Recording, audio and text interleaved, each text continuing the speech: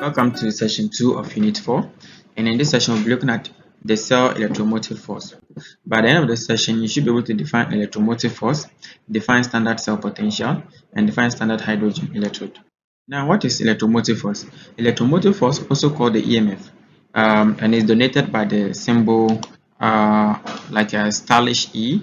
Basically, it is measured in volt, and electromotive force is a voltage developed by any source of electrical energy such as a battery or dynamo. So, however, let's not forget that force, the general term we know as force, is not the same as a mechanical force as measured in newtons in this case. So the force we are talking here is a potential or energy per unit of charge measured in volt, not the one measured in newtons.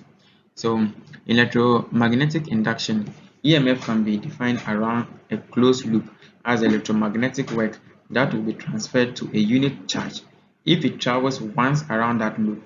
So while the charge travels around the loop, it can simultaneously lose the energy either through resistance into a thermal energy.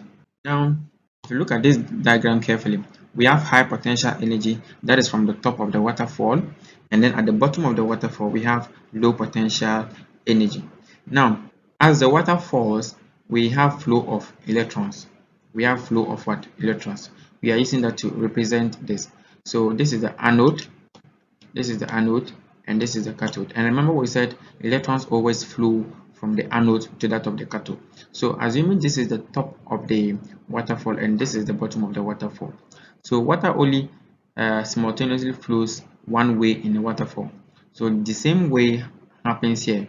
Electrons will always flow from the anode to that of the cathode. Likewise, electrons will always flow in the same direction like I just said. Now, the potential difference between the anode and the cathode in a cell is called the electromotive force. So it is called the cell potential and it is designated as E subscript cell. So a concentration of 1 molar in an ideal solution is defined as the standard conditions, where we remember we looked at the ideal conditions where we say that ideal conditions include 1 atmosphere or 1 atmospheric pressure at a concentration of 1 molar and a temperature at 25 degrees Celsius. So a concentration of 1 molar in an ideal solution is defined as a standard condition, and 1.1 molar is thus the standard electromotive force. That is what we call the DE, or standard cell potential for the zinc or copper galvanic cell. So remember earlier on we said that anytime we want to designate that a variable is under standard state conditions, then we write the variable superscript 0, small 0. That indicates that the variable is under what? Standard conditions. Do not forget that. So now the electromotive force of the source in which we are measuring the voltage is defined as the work done per charge. The work done per charge, and this is the formula. Now, still on electromotive force, you remember that its reduction potential, oxidation potential is defined to be exactly 0. So when we take the neutral or the neutral state of any element or reaction, then we can say that the reduction potential or the oxidation potential is defined to be exactly 0.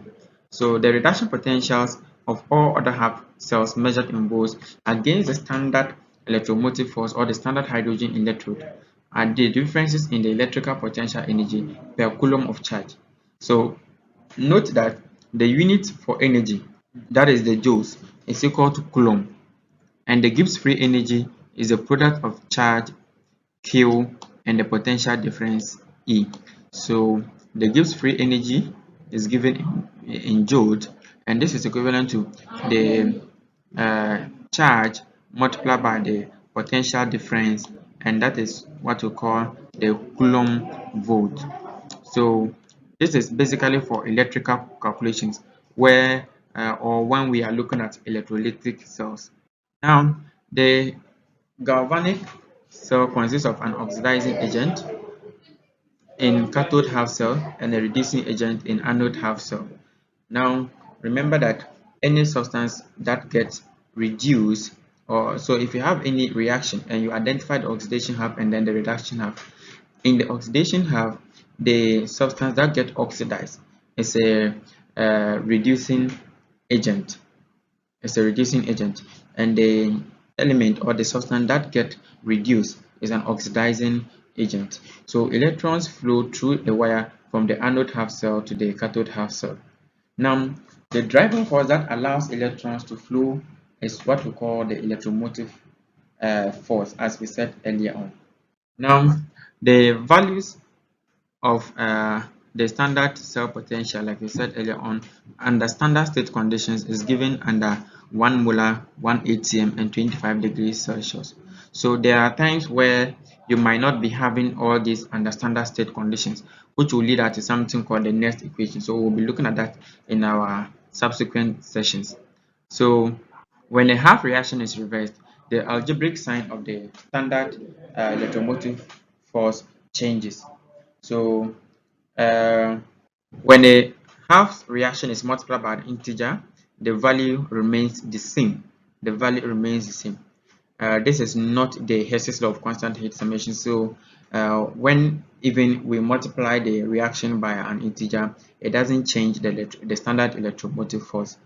So another point to note is that a galvanic cell runs spontaneously in the direction that gives a positive value for the standard electromotive or the standard potential of the cell. Now, basically, these are some standard cell potentials of some reactions. So these are all. Now, note that they are always given in their reduction form. They are always given in their reduction form. So the species with the more positive will be reduced, and then the species on the table that is on the lowest part will always be negative, and they will always be oxidized. They will always be oxidized. So look at this carefully. You realize that fluorine is more positive, and therefore it is reduced. Realize that lithium is more negative, and it will get what? Oxidized.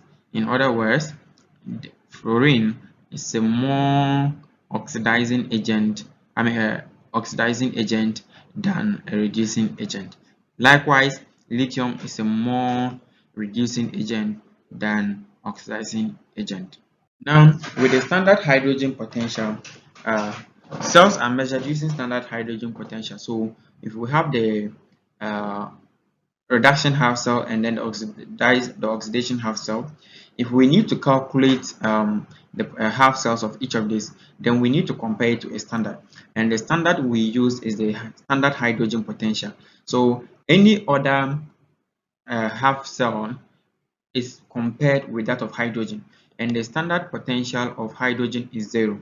So if we measure the voltage across the reaction, definitely the voltage that is measured is that of the other half cell instead of hydrogen, because hydrogen is always 0, and that has been determined experimentally. So the standard hydrogen potential or electrode is the standard for which we compare any other half cell to determine their standard potentials.